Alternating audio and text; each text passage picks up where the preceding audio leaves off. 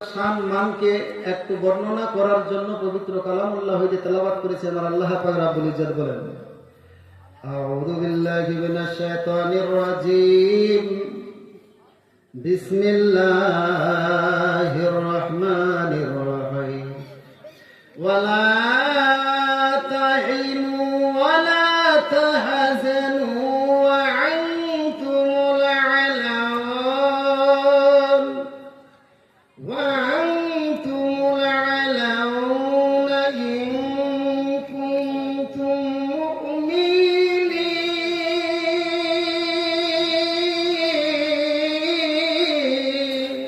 الله أكبر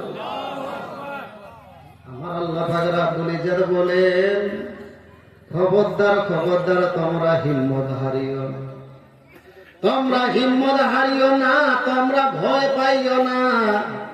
বিশ্বকে তোমরাই জয়লাভ করবে, বাট শর্ত হলো তোমাদেরকে মুমিন হতে হবে। জোরে তোমাদেরকে ভয় করতে হবে না, ঘাবড়াতে হবে না, গোটাই বিশ্বকে তোমরাই জয় করবে, বাট শর্ত হলো আমাকে আপনাকে মুমিন হতে হবে। জোরে ভাইয়েরা আমার, আমার আল্লাহ পাক রব্বুল ইজ্জত কোরআনের মধ্যে বলে, হে মুমিন তোমরা ভয় করিও না, তোমরা জগৎকে দেখে ভয় পাইও না, তোমরা ধৈর্য ধারণ করো, নিশ্চয়ই তোমরাই বিজয়ী হবে। কিন্তু শর্ত হলো তোমাদেরকে মুমিন হতে হবে। মুসলমান আজকে ব্যাপারটা কি, আমরা দুনিয়ার মধ্যে এত মুসলমান হবার সত্য চতুর্দিকে মুসলমান, আজ আমরা লাঞ্ছিত, আজকে মুসলমান আমরা পদধূলিত, আজ মুসলমান যেন আমরা সবারই ঘৃণার পাত্র হয়ে গিয়েছি। কারণটা কি? আমার আল্লাহ তো বলেন মুসলমানরাই তো বিজয় লাভ করবে, আর সত্য বিশ্বের মধ্যে আজকে মুসলমান আমরা মার খাচ্ছি। কারণটা কি? কারণ হলো আমরা মুসলমান হয়েছি কিন্তু পূর্ণ ইমানদার হতে পারে নাই, আমরা মুমিন হতে পারে নাই।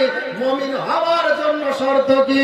উঠান বুখারী শরীফের হাদিস, আমার নবী পাকের শানে বলা হয়েছে, লা ইউমিনু আহাদুকুম হাত্তা আকুনা আহাব্বা ইলাইহি মিন ওয়ালিদিহি ওয়া ওয়ালাদিহি ওয়ান নাসি আজমাইন। তোমরা অতক্ষণ পর্যন্ত পূর্ণ মুমিন হতে পারবে না যতক্ষণ পর্যন্ত আমি রাসূল আমাকে নিজের বাপ চাইতে, নিজের সন্তান সন্ততি চাইতে এবং পৃথিবীর সমস্ত কিছুর চাইতে আমি রাসূল আমাকে না ভালোবাসবে। যতক্ষণ পর্যন্ত আমি রাসূল আমাকে নিজের আল আওলাদ মা বাপ চাইতে, পৃথিবীর সব চাইতে আমি রাসূল আমাকে না ভালো বেশেছে। ভাইয়েরা আমার, এই জন্য আজ মুসলমান লাঞ্ছিত, আজ মুসলমান পদদলিত, একটাই কারণ নবী থেকে দূরে হওয়ার জন্য। রে মুমিন, আগের যুগের ইতিহাস খুলে দেখেন, মানুষ যতই যতই নবীর কাছাকাছি ছিল, যতই মানুষ নবীর নিকটবর্তী ছিল, মুসলমান দুনিয়ার মধ্যে রাজত্ব করেছে। মুসলমান যতদিন নবীর গোলাম হয়েছিল, মুসলমান দুনিয়ার মধ্যে রাজত্ব করেছে। বর্তমানে আমরা মুসলমান কিন্তু নবীর গোলাম নয়, বর্তমানে আমরা নেতার গোলাম হয়ে গিয়েছি, বর্তমানে আমরা নেতার গোলাম হয়ে গিয়েছি বলে আজ মুসলমান গোটাই দুনিয়ার গোলামি খাটতে শুরু করেছে। মুসলমান ইতিহাস খুলে দেখে না, যারা নবীর গোলামি করেছে তারা গোটাই বিশ্বের মধ্যে বাদশাহী করেছে। আজকে আমাদের মধ্যে সেই গোলামি পাওয়া যায় না, সেই নবীর মহব্বত ভালোবাসা পাওয়া যায় না। একদল মানুষ তো কথা বলে নবীর ভালোবাসা নিয়ে, কথা বলতে গেলে আবার তারা শিরিক শিরিক বলে ফতোয়া দেয়। নবীরে এটা বলা যাবে না, নবীকে ওটা বলা যাবে না, নবীর শানে দুরূদ পড়া যাবে না, কিয়াম করা যাবে না, এটা আপনার শিরিক হয়ে যাবে। হ্যাঁ, রামনগরের মানুষ, নবীর প্রতি ভালোবাসা এটা হলো ঈমানের অঙ্গ। আমরা তো শুধুমাত্র নবীকে দাঁড়িয়ে সালাম জানাই, কিয়াম করি রে বাবা। সাহাবিয়ে রাসূলদের পাগলামি দেখলে আপনার মাথাটা খারাপ হয়ে যাবে। একটা হাদিসের নাম হলো, ইতিপূর্বে মুফতি আমজাদ সিমনানি সাহেব একটা হাদিসের নাম বলেছেন, যেই হাদিসটার নাম হলো মুস্তাদরাক লিল হাকিম। এই মুস্তাদরাক লিল হাকিমের আপনার তৃতীয় খণ্ড 589 আপনার পেজের মধ্যে একখানা লম্বা চওড়া হাদিস লেখা হয়েছে। আমি লম্বা চওড়া হাদিসটাকে আপনাদের কাছে সংক্ষেপ করে বলছি। ওই হাদিসের মধ্যে একটা বালকের বর্ণনা এসেছে, যেই বালকের নাম হলো মেহেজুরা। ওই বালকের নাম হলো মেহেজুরা। এই মেহেজুরার আপনার বর্ণনা দেওয়া হয়েছে। ওই মেহেজুরা আপনার এমন লম্বা লম্বা চুল রেখেছে মহিলাদের মতো। হযরতে মেহেজুরা যখন মাটিতে বসে, তো বসার আগে চুলের গোছাটা আপনার গোল হয়ে বিছিয়ে যায়, তারপরে মেহেজুরা নিজের চুলের উপরেই বসে যায়। জোরে বলুন, কথাটা বুঝতে পারছেন বাজি? নাম কি ওই সাহাবী রাসূলের নাম? মেহেজুরা। এক মিনিট, আমি চেষ্টা করবো, চিন্তা করতে হবে না, যখন বলবো তখন। ওই মেহেজুরা এত লম্বা লম্বা চুল রেখেছে, যখন বসছে চুলগুলাকে গোছা হয়ে জিলাপির মতো গোছা হয়ে বসে যাচ্ছে, তারপরে নিজের চুলের উপরে নিজে বসে যাচ্ছে। এইবারে আসেন, একটা হাদিস আমি শুরুতেই পড়েছি। আমার নবী বলছেন, লানা রাসূলুল্লাহি সাল্লাল্লাহু তাআলা আলাইহি ওয়াসাল্লাম আল মুতাশাব্বিহিনা মিনার রিজালি বিন নিসা আল মুতাশাব্বিহাত মিনান নিসাই বির রিজাল। আমার নবী বলছেন, ওই সমস্ত পুরুষ আর ওই সমস্ত মহিলার উপরে লানত বর্ষণ হোক, তার উপরে যেই সমস্ত পুরুষ চালে চলনে মহিলাদের সাদৃশ্যতা গ্রহণ করবে, আর যেই সমস্ত মহিলা চালে চলনে পুরুষের সাদৃশ্যতা গ্রহণ করবে, আমার রাসূল উভয়ের উপরে লানত বর্ষণ করেছে। ধরে এ আলামত মনে হয় আপনাদের রামনগরে পাওয়া যায় না, যে ছেলেরা মেয়েদের মতো চলছে আর মেয়েরা ছেলেদের মতো চলছে। আপনাদের রামনগরে নেই, আমাদের এলাকায় আছে। ছেলেরা ছেলের মতো চলতে ভালোবাসে না, পুরুষ দেখছি মেয়েদের মতো নাক খুঁড়া, কান খুঁড়া, কানে দুল, গলায় হার, তারপরে হাতে বালা, আবার মেয়েদের মতো লম্বা লম্বা চুল। কোন দিন যে আবার মেয়েদের মতো করে নাকের ফুল, নাকের ফুলটা দেখতে পাই না, এই ডিজাইনটা উঠে নেবে। তবে কিছুদিনের মধ্যেই আসলো, আর কিছুদিনের মধ্যে আরেকটা ফ্যাশন বার হবে। আমার মনে হচ্ছে যে হয়তো মা বোনদের কাছ থেকে শাড়ি কেড়ে নেবে। শাড়ি পরার স্টাইল দেখে নাই এখন, ছেলেরা যে শাড়ি পরছে এরকম স্টাইল দেখে নাই। তবে মনে হচ্ছে আজকে আগে দিয়েন না, শাড়ি চাইলে দিবেন না, খবরদার খবরদার দিয়েন না। আর মহিলারা মহিলাদের মতো চলতে ভালোবাসে না, পুরুষের মতো জিন্সের প্যান্ট ফাটা লাগা আর কাটা লাগা, কত জানি আপনার জোর তালি দেওয়া, তারপরে পুরুষের মতো আপনার টি শার্ট, পিছন থেকে বুঝে যায় না পুরুষ না মহিলা। মহিলারা ছেলেদের মতো চলছে, ছেলেরা মহিলাদের মতো চলছে। আর এটা আমার কথা না বাবজি, আমার রাসূলুল্লাহ এই ধরনের ছেলে মেয়েদের উপরে অভিশাপ নাযিল করেছে। জোরে ভাইয়েরা আমার, ও নবীর উম্মতেরা, তো আমি এই কথা বুঝবার জন্য আপনাদের কাছে আসে নাই রে মা। এই হাদিসটাকে ভালো করে ধ্যান দিয়ে শুনেন। মেহেজুরা কিন্তু মেয়েদের মতো লম্বা লম্বা চুল রেখেছে, অথচ একজন সাহাবী রাসূল। জোরে সাহাবী রাসূল, অথচ মেয়েদের মতো লম্বা লম্বা চুল রেখেছে।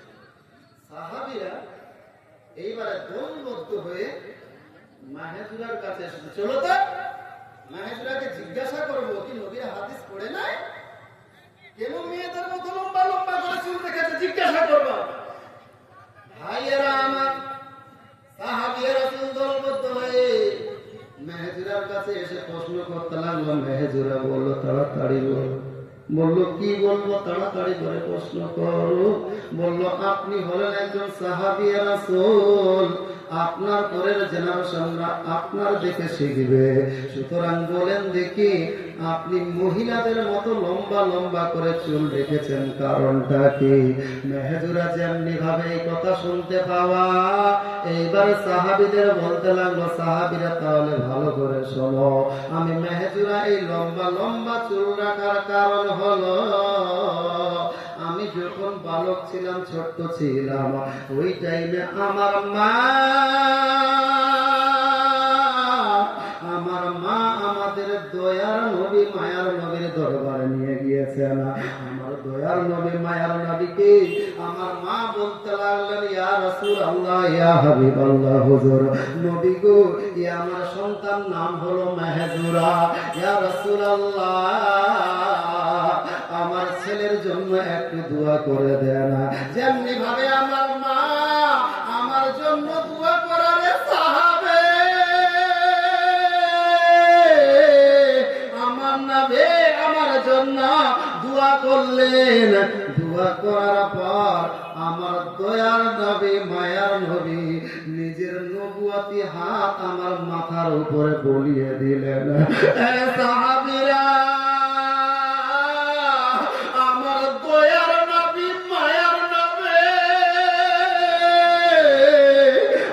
মাথায় হাত বুলানোর জন্য আমি মেহেজুরা বড্ড টেনশনে পড়ে গেলাম যে আমার নবীর হাত আমার মাথায়, আমার মাথার চুলের সঙ্গে স্পর্শ হয়েছে। আমি মেহেজুরা আমার নবীর সুন্নত অনুযায়ী যদি চুলটাকে কাটি, তাহলে চুলটাকে কাটার পরে আমাকে ড্রেনে ফেলে দিতে হবে, অথবা এই চুলটাকে আমাকে নোংরা জায়গায় ফেলে দিতে হবে। যারা জানলো আমি মেহেজুরা ডিসাইড করলাম, না না না, আমার নবীর নবুয়াতি হাত যেই চুলের আপনার সম্পর্ক হয়েছে, যেই চুলের সাথে আমার নবীর হাতের টাচ হয়ে গিয়েছে, আমি মেহেজুরা এই চুলকে আর কাটব না। এবং আমার আপনজন আত্মীয় স্বজনকে আমি নসিহত করলাম, আমি যদি মেহেজুরা মরও যাই, তবুও আমার রাসূলের হাত লাগানো চুল যাহাতে স্পর্শ হয়েছে, সেই চুল আর কাটিও না।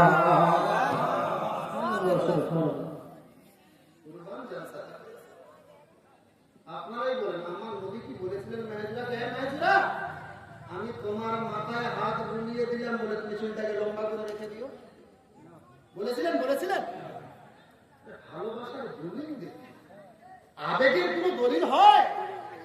উদাহরণস্বরূপ আপনাদের রামনগরে একজন মা দুপুরে রান্না করেছে, হঠাৎ তরকারি কি ডিম, বাড়িতে 3টে সদস্য, কয়টা? স্বামী, স্ত্রী, একটা 4 বছর 5 বছরের বাচ্চা, 4 বছর 5 বছরের বাচ্চা। এইবারে 3টা ডিম নিয়ে খেতে বসেছে, 3টে সদস্য, 3 জনের পাতায় 3টা ডিম। বাচ্চা ডিম খেতে ভালোবাসে, বাচ্চাটা তাড়াতাড়ি করে 3টার 2 চিবানে খেয়ে নিয়েছে। খেয়ে নেওয়ার পর এইবার বারবার বাবার দিকে তাকাচ্ছে, এবার মায়ের দিকে তাকাচ্ছে। তার মানে কি? ডেলিগেটের জন্য আপনার ডেলিগেটে মানে খাওয়া দাওয়ার এখনো আপনার কি বলে অনেক আছে, আর যারা এখনো খাবার খান নাই তাদের বলবো আপনারা ওই ডেলিগেটে থেকে টিকিট সংগ্রহ করতে হবে, টিকিট সংগ্রহ করতে হবে। ওই ডেলিগেট থেকে আপনারা টিকিট সংগ্রহ করে খাবারটা খাবেন, খাবারটাকে যেন অপচয় না হয় তার একটু ভ্রুক্ষেপ আপনারা রাখবেন। যারা এখনো খাবার খেয়ে আসেন নাই, দূর দূরান্ত থেকে এসেছেন, ডেলিগেটের ব্যবস্থা আছে, অবশ্যই আপনারা সেখান থেকে খাবার খাবেন। বলছিলাম ওই মা এইবারে ছেলেটা বাম্মার দিকে তাকাচ্ছে কেন? তার মানে আরেকটা ডিম চাই, ও একটা আর ডিম চাই। মা কোন পৃথিবীর কোন মাছ দেখে থাকতে পারবে না আপনি এই দৃশ্য? পারবে না। মা নিজে 2-4টা আলু নিয়েছে, আলু নিয়ে ভাত খাচ্ছে, আর মা নিজের ভাগের ডিমটা বাচ্চার পাতায় দিয়ে দিয়েছে। জোরে মারা তো এইভাবে করে না? মা নিজের মুখের অন্ন নিয়ে ছেলেকে খাওয়া, মা জননী উপোস থেকে সারাদিন কাটা, মা নিজের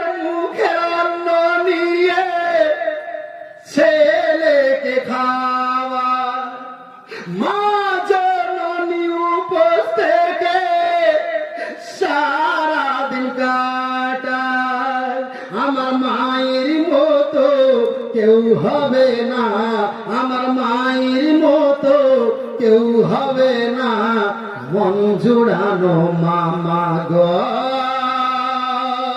তোমার দুধের দেয় না সদ করা যায় না, গায়ের খাল জুতা করলে তবু হয় না, মায়ের মনে ব্যথা দিও না,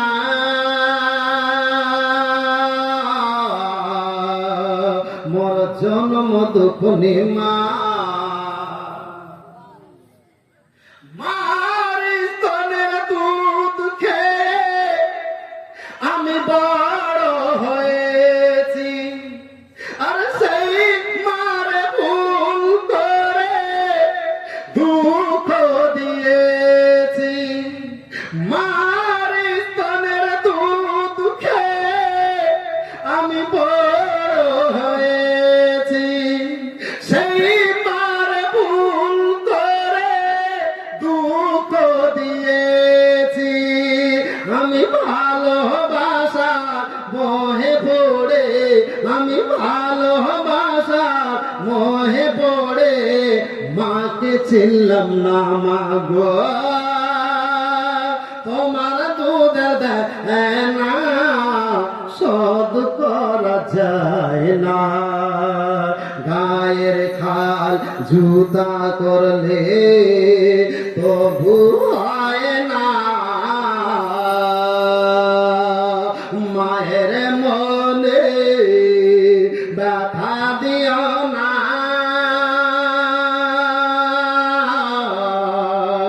মোর জন্ম দুঃখ মা।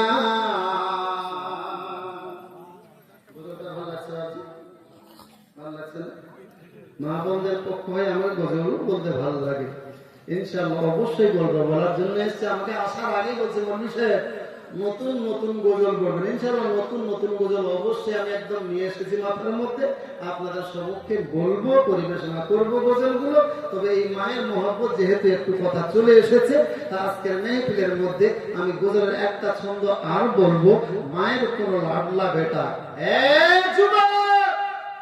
আজকে স্ত্রী পেয়ে সেই মারে তুমি ভুলে গিয়েছে, যে মায়ের ব্যাপারে আমার রাসূলুল্লাহ বলে কোন যুবক নিজের বক্ষের চামটাকে চাকু দিয়ে কেটে রোদ্রে তাপায়িত করে, ওই তাপায়িত করা চামড়া দিয়ে মায়ের জন্য যদি জুতা তৈরি করে দেয়, আর মা তোমার বক্ষের চামের জুতা পরিধান করে রাস্তায় চলাফেরা করে, তবুও তোমার মা প্রসব ব্যথায় জর্জরিত হয়ে তোমাকে প্রসব করতে গিয়ে যে একবার উহ বলে আওয়াজ করেছিল, সেই উহ আওয়াজের হক আদায় হবে।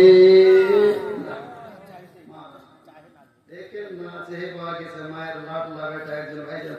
নারায়ে তাকবীর, নারায়ে রিসালাত। মায়ের লাডলা বেটা ধরে বলুন জিন্দাবাদ। যোগ্য মায়ের যোগ্য বেটা। 500 টাকা দিয়েছে আজকের মেহফিলের মধ্যে, তবে 500 টাকা নয়, আল্লাহ অনেকে আপনাদেরকে সম্পদবাদী, আপনাকে বলে ধনবান ব্যক্তি বানিয়েছেন। এই রামনগরের বাটিতে আমি প্রায় 11 বছর ধরে এসেছি ভাইজান। এর আগে দেখতাম শুধু টালের বাড়ি 2-4টা ছাদে, হাতে গোনা আপনার ছাদের বাড়ি ছিল 2-4টা, এখন বর্তমানে প্রায় দেখছি ছাদের বাড়িতে। আল্লাহ আপনাদেরকে ধনবান তৈরি করেছেন। সুতরাং এই মেহফিলের মধ্যে একজন মায়ের যোগ্য বেটা মারে অত্যন্ত ভালোবাসেন। আমি মারে অত্যন্ত ভালোবাসি। আমার মা জীবিত অথবা কবরে চলে গিয়েছে, সেই মায়ের জন্য একটু দোয়া চাই। তার জন্য মাত্র 500,000 টাকা, আপনার 5,000 টাকা, 5,000 টাকা আজকে খরচ করতে পারবেন না। এই মৌলানা, আমি মায়ের মহব্বতে 5,000 টাকা আজকের মেহফিলের মধ্যে দিলেন আমার মায়ের জন্য। জান খুলে প্রাণ খুলে একটু দোয়া করবেন, ইনশাআল্লাহ জান খুলে প্রাণ খুলে আপনার মায়ের জন্য দোয়া হবে। আছেন এই ভরা মেহফিলের মধ্যে যোগ্য মায়ের পুত্র একটা কোন মায়ের জন্য সুবহানাল্লাহ আমিন নামে মাশাআল্লাহ। নারায়ে তাকবীর, নারায়ে রিসালাত। যোগ্য মায়ের যোগ্য বেটি। তবে আপনার কি বলে এটা